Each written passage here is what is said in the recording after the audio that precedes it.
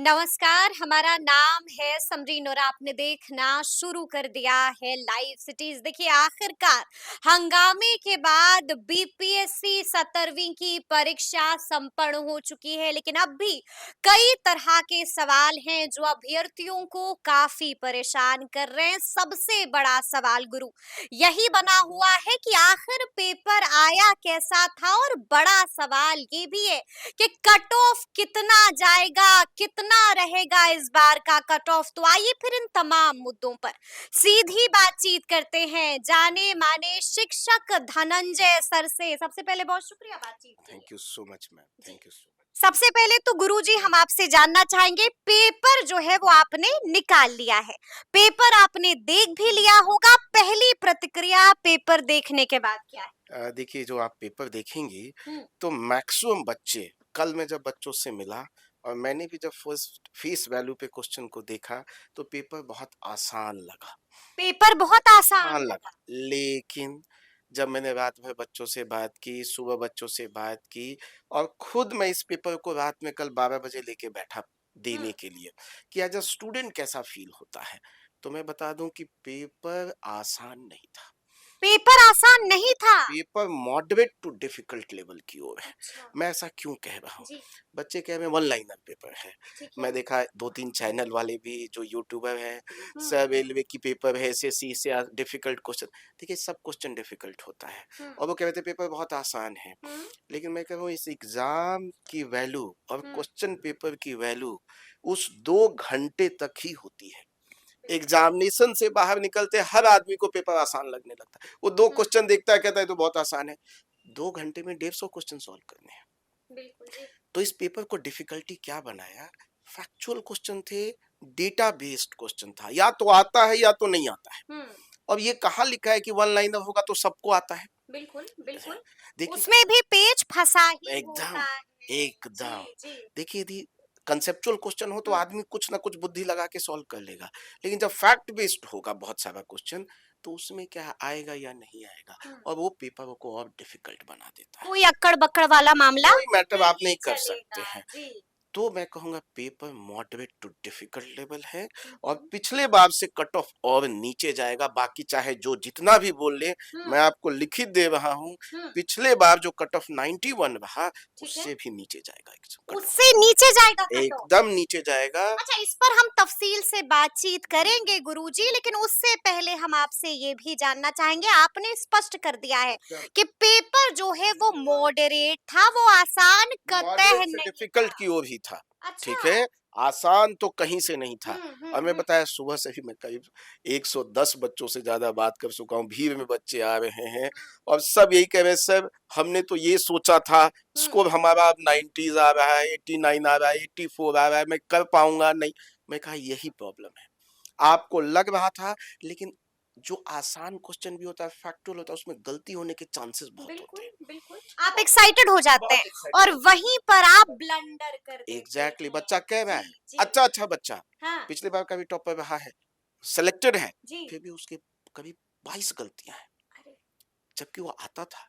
हम्म। 7-8 question आया हुआ गलत हो गया। तो ये सबके साथ हो रहा है। हम्म। और अब देखिएगा, जो बच्चा कल 100 कह रहा था वो अब 90 आ गया, जो 90 कह रहा था वो बस वो 80 आ 80 गया। आ गया। तो इसीलिए पेपर को आसान नहीं देखना है, हम्म। मॉडरेट टू डिफिकल्ट है ये पेपर। यानी कि इस पेपर को आप अंडर एस्टिमेट मत मत कर। कीजिए, मत कीजिए। ठीक है गुरुजी, हम आपसे ये भी जानना चाहेंगे कि देखिए, ठंड का महीना चल रहा है, कौन सा विषय ऐसा था जिसने ठंड में भी अभ्यर्थियों के पसीने छुड़ा दिए? देखिए, सब क्वेश्चन तो आप देखेंगे, साइंस के सबसे आसान क्वेश्चन थे। सबसे आसान। एकदम, मतलब बहुत बच्चे वाले क्वेश्चन। हम्म। करंट अफेयर जो लोग क्या जनरली, कुछ पूछा गया था? जैसे बायोलॉजी से हो या फिजिक्स से हो, जी केमिस्ट्री, जी। जो भी क्वेश्चंस थे, हाँ। वहां भी देखिएगा कि बहुत आसान क्वेश्चन, मतलब उसको घुमाया नहीं, जी। स्ट्रेट फॉरवर्ड क्वेश्चन पूछ दिया। ठीक है। हिस्ट्री में कुछ क्वेश्चंस डिफिकल्ट थे, हम्म। 5-7 ऐसे क्वेश्चंस हैं जो बहुत फैक्चुअल अंदर जाके पूछा, उसने बहुत सारे बच्चों को परेशान कर दिया। करंट अफेयर रिलेटिवली आसान। अब ऐसे क्वेश्चन पूछ हम्म। रहे हैं कि भाई, पॉल्यूशन पे जो बेसिक क्वेश्चन है कि पॉल्यूशन का मेजर कारण क्या है, कुछ हम्म। क्वेश्चंस बहुत आसान थे। लेकिन करंट अफेयर में भी हम देखें तो बहुत क्वेश्चन घुमाया नहीं। अब हम्म। फैक्ट है तो फैक्ट में क्या होता है, या तो आएगा या तो नहीं नहीं आएगा। आएगा, बिल्कुल। तो इन सारे सब्जेक्ट, इकोनॉमिक्स, हम्म। इकोनॉमिक्स में बहुत फैक्ट बेस्ड क्वेश्चन थे। अब वो फैक्ट बेस्ड है, बच्चे सोच रहे थे कंसेप्चुअल होगा क्योंकि पिछला हम्म, एग्जाम कंसेप्चुअल था।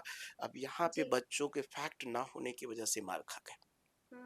तो हम्म। ये प्रॉब्लम रहा। ये ज्योग्राफी में प्रॉब्लम भी, रहा। हाँ, ज्योग्राफी में भी ऐसा ही था कि कौन-सा विषय सबसे कठिन आया था गुरुजी? क्योंकि आप लगातार अभ्यर्थियों से बातचीत मैं कर रहे हैं। अभी जो बच्चों से सबसे ज्यादा बात हुई, उनको जी, इकोनॉमिक्स का पेपर बड़ा डिफिकल्ट लगा और हिस्ट्री का, हाँ। ये दोनों उनको बहुत डिफिकल्ट लगा। कुछ क्वेश्चंस यानी कि इतिहास ने और इकोनॉमिक्स ने सबको पानी पिला दिया। ऐसा लगता है, जैसा हाँ, बच्चों से बात करके दिखता है। और ठीक है। हिस्ट्री में भी 5 से 7 क्वेश्चन ऐसे लगते हैं कि जिसका आंसर खोजने में भी 2-3 के आंसर्स बड़े हुँ, मुश्किल से मिल पाते हैं, कंफ्यूजन है। हुँ, तो हाँ, हुँ। प्रॉब्लम है। और इकोनॉमिक्स में मैक्सिमम बच्चों को प्रॉब्लम है। मैक्सिमम बच्चों को इकोनॉमिक्स ने रुला दिया है। हम आपसे ये भी जानना चाहेंगे कि आप लगातार बीपीएससी के पेपर्स देखते ही रहते हैं गुरुजी। पहले की तुलना में इस बार का पेपर कैसा था? देखिए, पिछले 69 का देखें, 68 का मोर हाँ, कंसेप्चुअल एनालिटिकल था, ठीक स्टेटमेंट है, बेस्ड था। ठीक है। लेकिन इस बार का पेपर पुराने ढाबे पे चला गया, अच्छा। जहां आप देखते हैं कि 67 से पहले, हुँ, 66 65, जहां फैक्चुअल क्वेश्चंस ज्यादा होते थे, हुँ, हुँ। लेकिन उसमें भी वो फैक्चुअल वो पूछते थे जो आसपास का हो, नोन हो।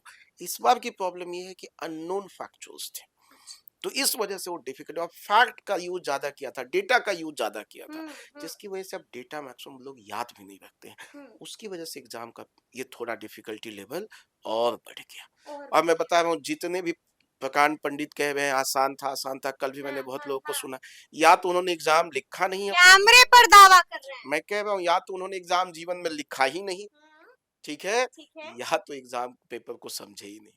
अच्छा, या तो कभी एग्ज़ाम लिखा ही नहीं या फिर पेपर को समझे ही समझा नहीं। ही जी, नहीं। जी। मैं कहूँगा खुद बैठ के जब 2 हाँ, घंटे में देंगे, मैंने दिया इस पेपर को कल। हुँ, मैं कल रात में 12 बजे एग्ज़ैक्ट टाइम पे बैठा, और 12 से 2, हुँ, कि क्या 2 घंटे में मैं भी इसको कर पा रहा हूँ, जबकि मैं क्वेश्चन का पहले देख चुका हूँ। हुँ, मैंने कहा मेरे पास डिफ़िकल्टी हो रही थी। हुँ। तो जब कोई बैठेगा, गुरुजी के भी पसीने छूट गए। मैं ये नहीं कहूँगा पसीने, जी। बट हाँ, हाँ, डिफ़िकल्टी हाँ, लेवल है। मैं ये नहीं कहूँगा कि ऐसे ही गए और दे दिया। मैं हाँ, एक किसी यूट्यूबर को सुन रहा था, मैं भी लिखूँगा तो 90 ला दूँगा। हाँ। मैं उनको गारंटी देता हूँ, आप बैठिए लिख और के तो लिखिए। दिखा दो। 2 घंटे में जी। पेपर दीजिए और आप बताइएगा कितना आंसर आया। फिर गुरुजी चेक कर लेंगे। हाँ, मैं खुद भी वो चेक कर हाँ, लेंगे, बट हाँ। वो मुझे लगता है कि वो मतलब ये बच्चों की गुमराह करना है। गुमराह करने की बात है, बट उनकी मेहनत को आप मॉक कर रहे हैं, हाँ, उनका हाँ, मज़ाक उड़ा रहे हैं। अरे तुमसे हाँ, ये भी नहीं हुआ। अरे हाँ। ऐसा मत कहिए, ये पेपर की गरिमा उस एग्ज़ाम सेंटर तक थी। उस हुँ, गरिमा को और हुँ, बच्चों को हुँ, भी इज़्ज़त कीजिए। हुँ। सबको पेपर डिफ़िकल्ट लगा है, बाहर से आप कुछ भी बोल सकते हैं। कुछ भी बोल सकते हैं, यानी कि ये वाली वही बात हो गई गुरुजी। कहा जाता है ना, समझ समझ के जो भी ना समझे उसी को ना समझ जी, कहते जी, हैं। जी, जी, जी, सही कहा आपने। जी। आपने एक लाइन में बहुत अच्छे से समराइज़ अच्छा, आपको मालूम है कि बीपीएससी ने क्या कुछ दावा किया था गुरुजी? आपने सुना था कि बीपीएससी ने साफ-साफ कहा था कि इस बार का जो प्रश्न है वो एनसीईआरटी और एनालिटिकल बेस्ड क्वेश्चंस होगा। तो क्या जो कहा था वैसा था?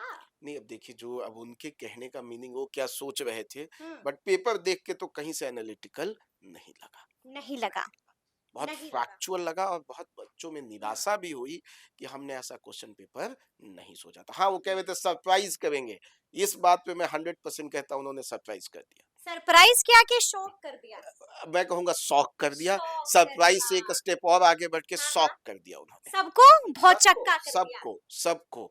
ये सबको, इसमें जी। वो सक्सेसफुल रहे हुँ, हुँ, 100%। हुँ, मैं 100 में 100 मार्क्स दूँगा बीपीएससी को। हुँ। सरप्राइज़ ही नहीं, शॉक कर दिया अपने शॉक बच्चों कर को। दिया अपने बच्चों को। लेकिन अब बड़ा सवाल जो हॉट टॉपिक बना हुआ है, सब यही सर्च करने पर अब लगे हुए हैं कि आखिर इस बार का कट ऑफ गुरुजी क्या रहेगा। तो आइए फिर इस सस्पेंस से पर्दा उठाते हैं और सभी को बता देते हैं कि कट ऑफ क्या रहेगा। देखिए, कट ऑफ मुझे जो लगता है, जी। मैंने बहुत सारी एनालिसिस किया, बहुत सारे बच्चे बात किए। मैं जिन बच्चों से बात किया उनमें से 5-7% भी बच्चे नहीं हम्म, थे। सुबह तक जी। 10% थे, बता वो नंबर घटता गया। 5% भी ऐसा बच्चा नहीं मिला जो हमको ये कह सके कि 110 से ऊपर है। हम्म, फिर करीब 10 से 15% वो बच्चे मिले जो कह रहे थे 100 से 110 के बीच में है। ठीक है। और 30% के करीब बच्चा हमको बोला 90 से 100 के बीच में है। हम्म, 60% से ज्यादा बच्चा बोला 80 से 90 के बीच में है। हम्म, तो एक बड़ा नंबर यहाँ पे है। हम्म। मैं मान लेता हूँ तो 5, गुरुजी क्या कह रहे हैं? मुझे लगता है कि जो स्कोर जाएगा वो 85 से 87 के बीच में जाएगा। 85 टू 87 कट ऑफ होगा। हाँ। इसी के आसपास वो कट ऑफ रहेगा। इसी के आसपास कट ऑफ एकदम रहेगा इससे ऊपर मुझे नहीं लगता जनरल है। कैटेगरी का। मैं जनरल कैटेगरी की बात कर रहा हूँ, हम्म 85 हम्म टू हम्म 87। और उसी तरह फिर हम लोग विमेन का देख लें तो 10 नंबर 11 नंबर पीछे चले जाइए तो हम्म 74 75 के आसपास। एससी एसटी जो है वो भी 73 74 75 के आसपास का नंबर हम्म, होगा। तो जैसा आप इसके अनुरूप होता है वैसा नंबर चलता जाएगा। बट जी जनरल कैटेगरी का कट ऑफ 85 86 इससे ज्यादा नहीं जाएगा। इससे ज्यादा कट ऑफ नहीं नहीं जाएगा, जाएगा, नहीं जाएगा, नहीं एकदम नहीं जाएगा, जाएगा। गुरुजी दावा कर मैं रहे हैं। एकदम दावा कर रहा हूँ, देखिए सीट भी देखिए 2000 जी से ज्यादा सीट है। बिल्कुल। आप और इस बार जो आयोग है हम्म जनरली 12 टाइम्स लेती है, तो हम्म 2000 को भी देखें तो 24,000 से ऊपर बच्चे सेलेक्ट होंगे। और बिल्कुल। मुझे लगता है इस बार आयोग ज्यादा बच्चों को लेगी, उनको हम्म मरहम लगाने की कोशिश करेगी। हम्म वो कम से कम 13 से 14 गुना ज्यादा बच्चों को लेगी और वो नंबर फिर 24,000 से लेकर 28,000 तक जाता जाएगा। इसमें हम्म आप मान के चलेंगे कि जो कट ऑफ जैसे लास्ट टाइम देखिए 300 सीट पे 91 कट ऑफ था। बिल्कुल जी। तो अब सीरियस स्टूडेंट तो उस समय भी थे और सीरियस स्टूडेंट इस समय भी थे। हम्म सीरियस स्टूडेंट हर एग्जाम देता है। बिल्कुल तो जी। इसीलिए ऐसा नहीं है कि नंबर बढ़ने से हम्म कोई बहुत ज्यादा फ्लक्चुएशन होने वाला है। हम्म सीरियस स्टूडेंट सब एग्जाम दे रहा है। हम्म ठीक है, जो नंबर ऐड होते हैं वो फ्रिंज पे बैठा होता है, चलो हम भी दे लेते हैं। बिल्कुल तो बिल्कुल जी। इसीलिए नॉन सीरियस कैंडिडेट ज्यादा ऐड होते हैं, हम्म सीरियस कैंडिडेट ऑलवेज रहते हैं। सीरियस कैंडिडेट ऑलवेज ऑलवेज रहते रहते हैं। चलिए एक अंतिम सवाल है मेरा आपसे गुरुजी, आपने देखा है कि बापू परीक्षा परिसर में बीते दिन क्या कुछ हुआ? आपने देखा कि ऐसे भी अभ्यर्थी हैं, बड़ी संख्या है वैसे अभ्यर्थियों की जो परीक्षा से वंचित रह गए। क्या लगता है उनकी दोबारा परीक्षा लेगा बीपीएससी? अब देखिए ये बड़ा अनफॉर्चुनेट इंसिडेंट था। हाँ बीपीएससी ने अपनी सफाई दी है, लेकिन मेरा ऑलवेज कहना है कि ऐसी घटना हुई ही की। इतना बड़ा एडमिनिस्ट्रेशन कि आप 12,000 बच्चों को वहाँ हैंडल नहीं कर सकता था। और आपको लगता था इतनी बड़ी भीड़ को एक जगह सेंटर पे लगाया है हम्म तो हम उस तरह सारी तरह की अरेंजमेंट करनी चाहिए थी। तो उसमें बच्चों का कोई दोष नहीं है, हम्म पूरा का पूरा दोष बीपीएससी का है, पूरा का पूरा दोष एडमिनिस्ट्रेशन का है। हम्म मैं कहूंगा इन बच्चों का एग्जाम जरूर लिया जाना चाहिए, जरूर लिया एकदम जाना ज़रूर लिया चाहिए। जाना चाहिए। आप चलिए उस सेंटर में जो बच्चे जी एग्ज़ाम नहीं लिख पाए हैं, हाँ उनका तो एग्ज़ाम ज़रूर होना चाहिए। आपको लग रहा है कि बीपीएससी कोई नोटिस निकालेगा, जबकि बीपीएससी ने साफ कर दिया है कि दोबारा परीक्षा नहीं ली देखिए, अब जाएगी। बीपीएससी आप आयोग है, कॉन्स्टिट्यूशनल बॉडी है, हाँ वो वो अब कुछ भी कर सकती है, हम्म ठीक है? लेकिन दोबारा विचार करेगी इस पर। मुझे लगता है उनको विचार करना चाहिए क्योंकि उनकी गलती है। जी आप देखिए कुछ फैक्ट्स को देखिए। हाँ एक सेंटर पे आप 14,000 से ज्यादा बच्चों का एग्जाम ले रहे हैं, हम्म बट ऑब्वियस है उतना प्रॉब्लम होगा। उसके हम्म अनुसार आपके रिसोर्स नहीं है। आपके एग्जाम कंट्रोलर जो मेन है उनका डेथ हो, कल हार्ट अटैक आ गया है उनको। आपको पता हम्म होना चाहिए आपकी सिस्टम तैयार नहीं है। हम्म से आप देखिए बच्चों के लिए कोई व्यवस्था नहीं है, 20 से 30 मिनट एग्जामिनेशन पेपर में लेट मिल रहा है। ये क्यों चीजें हो रही, मतलब आप कहीं ना कहीं गलत हैं, माने या ना माने। मिसमैनेजमेंट हुआ। हुआ है मिसमैनेजमेंट। जी और इसके लिए हाँ बीपीएससी चेयरमैन सर को भी मैं कहूंगा कि उनको इस्तीफा देना चाहिए। बीपीएससी चेयरमैन को इस्तीफा देना एकदम चाहिए, देना क्या कह चाहिए। रहे हैं आप गुरुजी? मैं कह रहा हूँ क्योंकि उनकी सामने गलती हुई है, हाँ आपके सामने गलती हुई है। और इतना बड़ा एग्जाम, हाँ सरकार की जो इतनी बड़ी कोशिश की नौकरी हम फेयर मीन से दिलाएं, हम्म उस पे सवाल उठ चुका है। ट्रांसपेरेंसी पर पर सवाल सवाल उठ उठ चुका है, चुका आप चाहे है। कुछ भी कह लीजिए, जी सवाल उठ चुका है। ठीक है, हाँ और इसका किसी को तो जवाब देना होगा ना। हाँ सारा टिकवा बच्चों पे तो नहीं फोड़ा जा सकता है। जी मेरा कहना 20 मिनट भी लेट क्यों हुआ? हम्म एग्जाम तो हमको पहले से पता था कितने बिल्कुल बच्चे होंगे, बिल्कुल कितने जी होंगे, जी क्वेश्चन पेपर क्यों नहीं हम्म पहुंचेगा। हम्म डीएम सर ने भी कहा कि हमको उतना एग्जैक्ट क्वेश्चन नहीं मिल पाया, हम्म उन्होंने खुद अपने स्टेटमेंट में दिया है। जी गलती तो हुई है, किसी को तो इसका जवाबदेही देकर उसकी रिस्पॉन्सिबिलिटी लेनी होगी। हाँ और ये सारी रिस्पॉन्सिबिलिटी चेयरमैन सर को लेनी होगी। और चेयरमैन साहब को इस्तीफा देना चाहिए, मुझे यही तो कह रहे लगता हैं आप? है एकदम देना चाहिए इस विषय जी पे। और जो बच्चे उसके भुक्तभोगी हैं, हम्म उनका एग्जाम फिर से लेना चाहिए। एग्जाम फिर से लेना चाहिए। तो सुना आपने क्या कुछ कहा है धनंजय सर ने, बड़ी बात कह दी है और बड़ी मांग भी कर दी है। तो अब देखना होगा कि आगे आगे क्या कुछ होता है। तो फिर ये पूरी बातचीत आपको कैसी लगी है, कमेंट करके हमें जरूर बताइएगा। तो ऐसे तमाम अपडेट्स के लिए बिल्कुल ऐसे ही हमारे साथ बने रहिएगा और देखते रहिएगा लाइव सिटीज। बहुत शुक्रिया।